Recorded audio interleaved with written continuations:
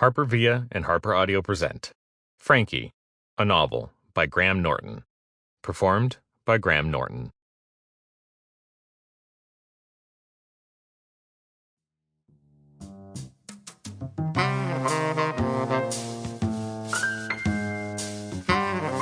For Bailey, Madge and Douglas. The best.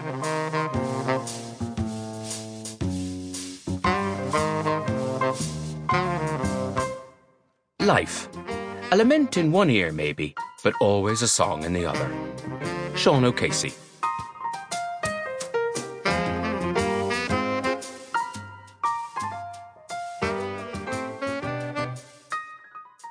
Everyone cared. Damien understood that. Everyone aspired to, or at the very least, pretended to care. But he was different. He was an actual carer. It was his job, and he knew that he was good at it. He still bristled when people asked him what he really wanted to do, or his mother on the phone wondered if he'd like to go back to college. Maureen Collins didn't do as well as you in the Leaving Cert, and she got into law. True, it had never been his dream job, but if he enjoyed it and it paid his bills, then what more was there? It turned out that looking after wealthy old people in their large West London homes suited him. In his mind, all the houses and flats blended together into a faded autumnal blur of thick carpets and gilt-framed paintings. The work itself was relatively easy, especially as he normally chose the creaking floors of night shifts. Some pill-giving and pillow-wrangling, and then he could just read or watch films on his laptop. Come morning, if he had the time, and he usually did, he liked to head home on the bus and watch the city coming to life. So many people with things to do and places they needed to be.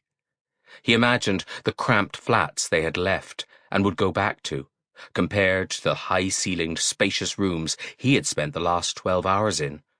It wasn't fair, of course it wasn't.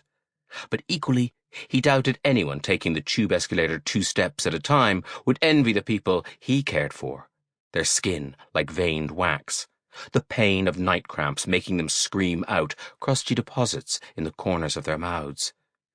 At least they had Damien. To not feel abandoned and alone in the dark of the night seemed like such a simple human need. But the elderly people Damien cared for had to pay Hamilton Home Care handsomely for the privilege. The bus shuddered and jolted its way slowly across London, heading back to the small terraced house in Shadwell that he shared with 2 permanently out-of-work actors. Damien leaned his head against the window, wondering if there'd be enough milk when he got home. A large poster on Tottenham Court Road reminded him that he wanted to upgrade his phone, and then, as the bus idled in traffic near Aldgate, he thought about work. There was something unusual about his new client. Even after nearly 2 years, that word still felt so awkward to Damien. A client always seemed to suggest someone looking for advice on the most tax-efficient way to transfer foreign currency, not someone slumped on a toilet waiting to be rescued. His manager, Nadine, had sounded brighter than usual when she had called. "You live east, right?" "Yes," Damien replied warily. "Well, Wapping is east, isn't it?" "Yeah, it's just below me. Why?" "New client, she lives in Wapping. Francis Howe, 84, lives alone, broken ankle. I'll text you the address." "How do I get in?" "Her friend will be there, 7 p.m. Don't be late, Damien." A warning. There had been complaints in the past. Why doesn't her friend— "Do you want to work, Damien? And she's Irish, so that'll be nice for you. 7 o'clock. Nadine hung up without waiting for a response. Damien was intrigued, but also slightly irked. It annoyed him when Irish people were just lumped together. It reminded him of the way straight friends proudly announced the existence of their other gay friend. "You've got to meet him. You'll love him." As if their sexuality reduced them to dogs on a play date in the park.